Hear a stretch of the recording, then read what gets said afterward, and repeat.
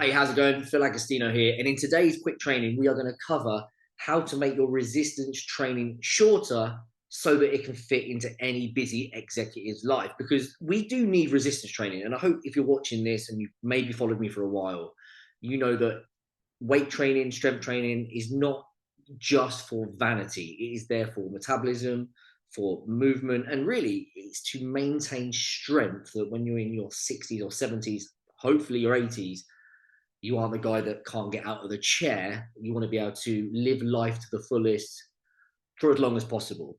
That means you have to do some resistance training, but that means it has to fit into your schedule and it has to be something that you can do consistently for the rest of your life.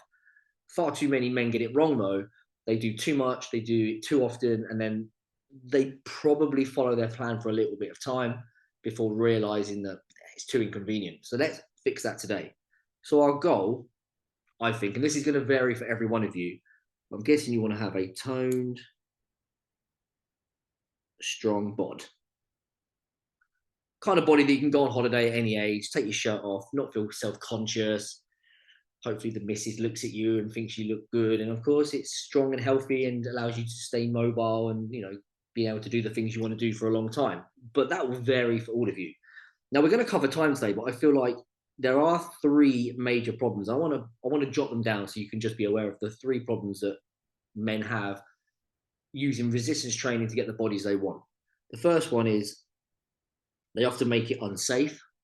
Every day, a guy says to me that an injury stopped them from getting from training. I've had that myself, and especially since I've been over 40, injuries take longer to heal, and before you know it, you don't train as hard, and all of the progress you've made has just gone down the toilet. So it's really important that we don't get injured. A lot of men tell me that what they do is ineffective.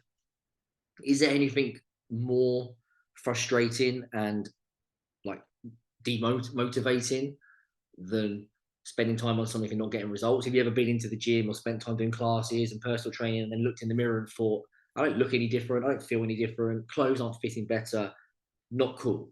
And the one we're going to cover today, it takes too long. The mistake a lot of men make is they associate time in the gym with results.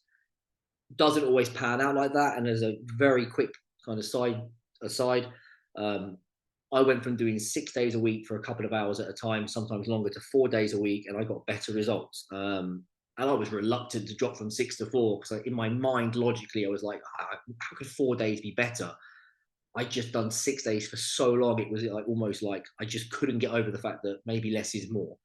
So we want to make sure that it's not too long so it fits into your busy schedule and at the same time still gets results so that over the course of weeks, months, years, you can actually stick to it, build habits, and just make it part of your life, like brushing your teeth, going to work, doing sales calls, meetings, whatever. It's just something that never gets missed. What we want, the goal really, what we do in my program is ensure that it fits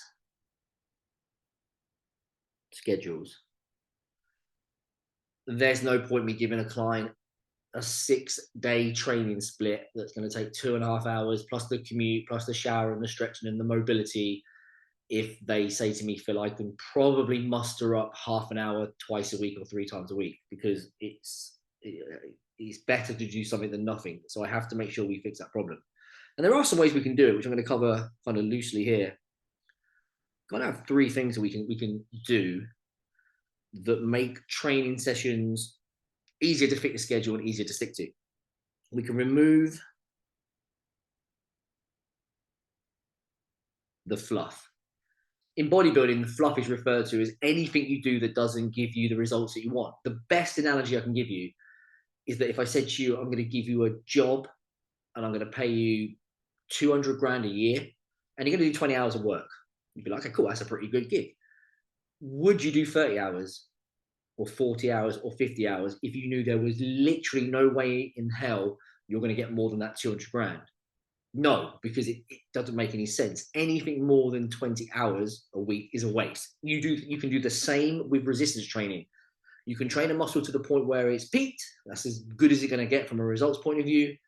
Anything more is just keeping you in the gym longer, and actually could possibly cut into your recovery because you're overtraining, and actually may slow results down. So we remove the fluff.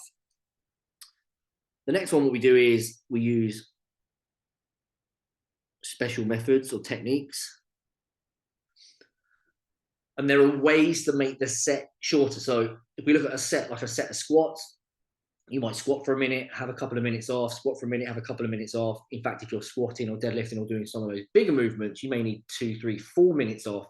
So an exercise can take quite long, because by the time you've warmed up, done a set, rested, done a set, possibly rested and done another set, that exercise might take 5 to 10 minutes. And I did the maths on it yesterday. If we use some special methods that shorten it, we can take that time down by roughly half, give or take. So instead of spending 10 minutes doing squats, we could probably lower it down to about 5 minutes. So if you've got every exercise taking 5-10 minutes, and all of a sudden exercises are taking more like 3 to 5 minutes, then we have cut the time in the gym, especially if we couple it with that. So we're doing fewer sets, each exercise is shorter, and therefore already we've condensed the time down. And then here, we just need optimal frequency. This one isn't so much about how long the training sessions are, because that is one aspect of it. One aspect of it fitting your schedule is how long is the session, but another aspect is how many sessions are there in a week, and optimal frequency is important. I told you the story that I got better results doing 4 days than I did getting 6. Funny enough, actually, when I did the 6 was when I learned more about this.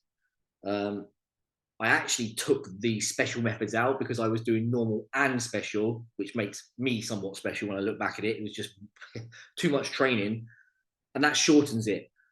Here's what I would say about optimal frequency. A lot of you guys, you have the mindset that you have to be in the gym 5, 6, sometimes even 7 days a week. This is my kind of thing that I don't like about 75 hard. It's 75 days in a row where you don't get any breaks and you have to train twice a day. Great for building mental strength and discipline, and I know a lot of men use it for that, but practically it's very, very poor for someone who's super busy, and the success rate of it must be quite low. Optimal frequency. If you're watching this and you're like, Phil, I don't want to be a bodybuilder, I'm not overly worried about reaching my peak or being as good as I was in my 20s, I just want to look good on the beach, feel good, have strength. Your goal really is more about maintaining muscle while you diet, because all of this is probably, all this stuff that we are talking about now is probably in the context of you also losing body fat down, muscle up. But for some of you, you might just want to maintain. If you want to maintain, 2 days in the gym will do it a week. If you want to actively grow a little bit, but at the same time, you're still saying, I don't want to be on the front cover of a magazine. I'm not trying to be on a bodybuilding stage. Again, I just want to feel good in my clothes. I want to have a bit of definition, a bit of shape. I want to be somewhat athletic. Then you could probably do that in 4. I honestly think, in all honesty, for most of you guys watching this, you could probably do it in 3 sessions a week. So what we have is now, in terms of fitting the schedule, we are saying to ourselves, instead of trying to fit 6 sessions in, which might include a couple of hours of training, it might be more of a case of, well, it is more of a case of, can I find 2 to 3 sessions per week? And if we do this and this, we could probably get a really good workout in 30 minutes. By the time you stretch and maybe warm up, maybe 45. And hopefully, and we could shorten that a little bit, obviously, but hopefully that's allowing your, maybe a light bulb is going off in your head and you're saying to yourself, right, this makes sense. And I want to say it one more time.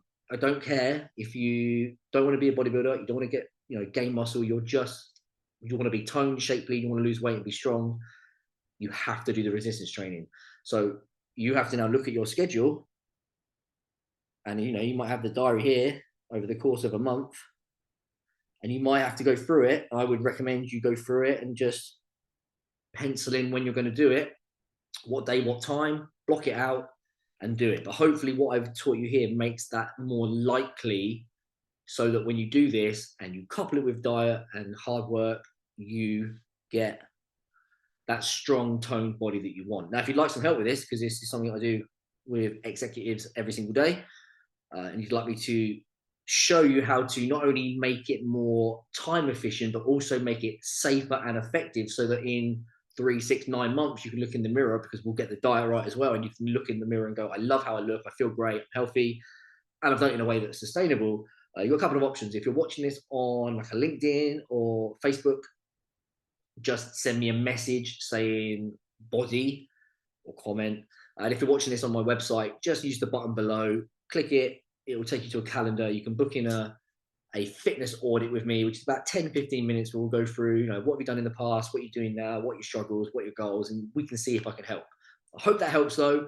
Enjoy the rest of your day, and I'll see you soon.